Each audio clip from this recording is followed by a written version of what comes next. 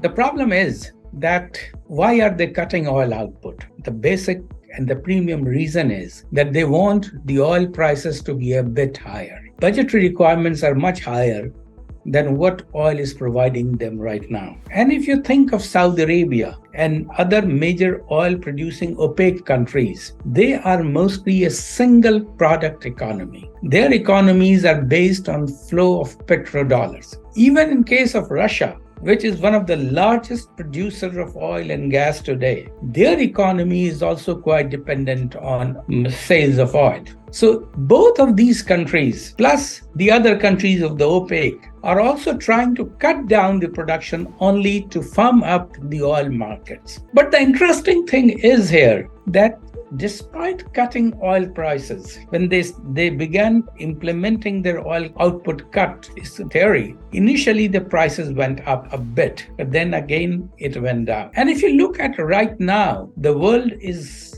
going through two wars. If you are ready to call the genocide that is happening in Gaza right now as a war. So there are two wars taking place, one between Hamas and Israel in Gaza, and the other between Ukraine and Russia. Now, the first war is taking place something about 800-900 kilometers from Saudi Arabia, the world's largest exporter of oil. The second war is involving Russia, which is a major oil producer and exporter.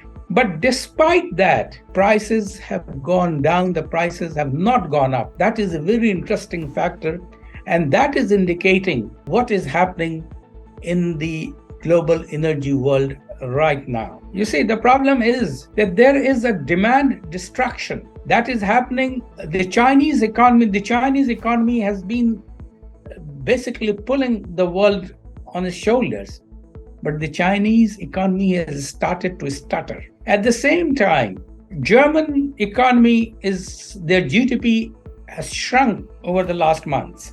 So oil consumption is going down. And as the International Energy Agency says, that the number of EV cars, electric vehicles on the streets would be 10 times higher than today by the turn of the decade over the next few years, it means. And that means the oil consumption would go down. So oil consumption are under pressure.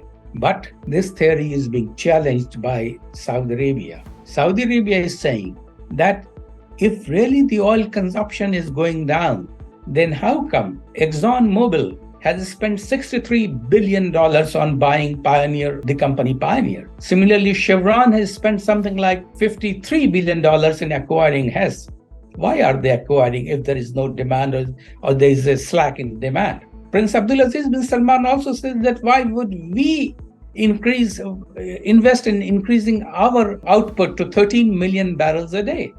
We won't do it for a product that is going to stay stranded beneath the earth. He has a point. He has an argument. But there's another part of the argument, which says that if really oil markets are not softening, if the oil demands have really not going down, that also means that then the question arises that why Saudi Arabia is so rushing into diversifying its economy away from oil. That means they too are expecting that oil would have less demand, not zero demand, less demand in the years to come.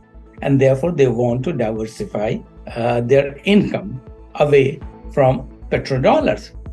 So there's an interesting debate, but to be fair, the International Energy Agency has a point in saying that the global energy consumption is going down, and that is the basic reason why prices are going down and still continue to go down despite two wars or genocide happening in Gaza and the Russia-Ukraine war.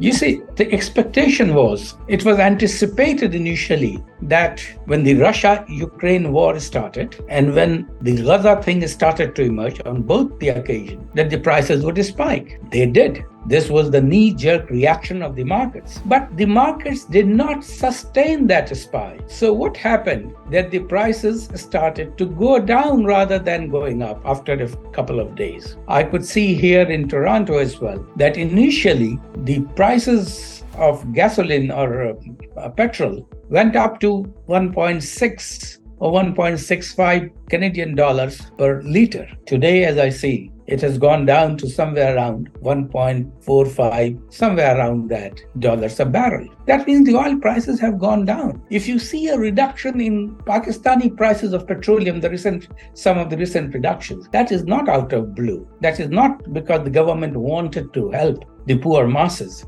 That was basically because the global energy markets have gone down. So the markets have gone down, and that would help basically the economies, because the expenditure on oil imports would go down for countries like Pakistan. So they should do better off in that sense. Whether they would or not, that's for the economy managers to tell. I can't tell it from this long a distance.